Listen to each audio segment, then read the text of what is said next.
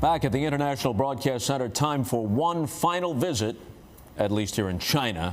Not like the final visit we'll ever have with Chris Collinsworth, but for now, here you are. Yes, football season does await here very shortly. Week and a half. There you go. But, you know, for me, this was such a wonderful experience, and in part because I'm so used to being the analyst on TV, you know, critiquing performances, being tough on the players, all that kind of stuff. They love you, though. They love me. Believe me, they love you. They love me. But here, I was just a fan. I got to meet the parents. I got to meet the athletes. Just go hang out at the venues and meet the people of China, and I loved every minute of it. All right, here then, some of the moments that Chris the fan thinks were the most memorable here in Beijing. What a couple of weeks it's been for me. It started at the swimming venue with Debbie Phelps, Michael Phelps' mother, and to watch all that she went through, living through Michael's each and every race. She squeezed my knee so hard that I thought I was going to cry as she was crying and hugging and living the dream with her son, Michael. Then it was on to a simple act of sportsmanship from Dara Torres. One of her competitors' swimsuit ripped. And instead of thinking, well, this gives me a competitive advantage, no, she went to one of the judges and said, wait a minute, this isn't fair. Let's give her a chance to change. Let's make this race fair. And embodied all that the Olympic spirit is all about. But perhaps one of the most emotional moments for me came at the beginning of the open water swim. I had a chance to meet South African Natalie du Toit, who was there with the greatest swimmers in the world, but she had a bit of a disadvantage. But don't tell her that. As the race began and she jumped in the water with these great swimmers, she was simply just another competitor, and that's all that she wanted.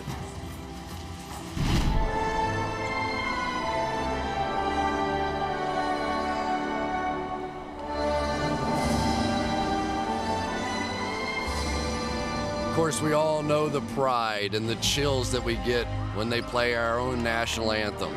But what I didn't realize was what it meant to guys like Kobe Bryant and LeBron James and Carmelo Anthony, playing with USA on their chest.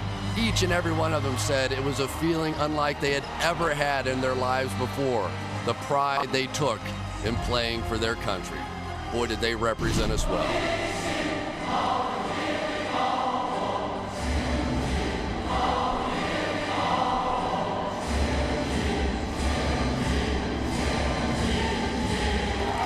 But no anthem moved me more than hearing Yao Ming and that crowd singing on opening night.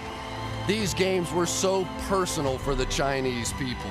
I don't think we'll ever see games that mean more to the host country than what they have meant here.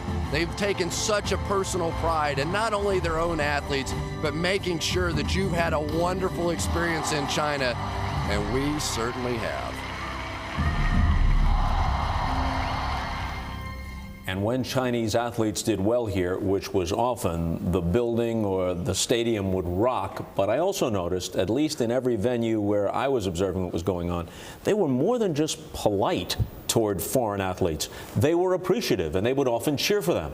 No question, but beyond that, Bob, I mean, I would walk across the Olympic green every day, and if there's one word that comes out of the Olympics for me, it's hope. I mean, for 2 weeks, people from all over the world gather, and they get along in a way that is just chilling almost in many ways. And you say, if it can happen for 2 weeks, why not 3? Why not a month? Why not longer? Now, maybe that's pie in the sky, and I understand that. That question's been asked since the ancient Greeks and since 1896. But at least we get these 2 weeks off. Yeah, you know, we do. where you get a chance to say, more or less, this is a pretty good place. And it has been. And we're back. Thank you, Chris. We're back after this.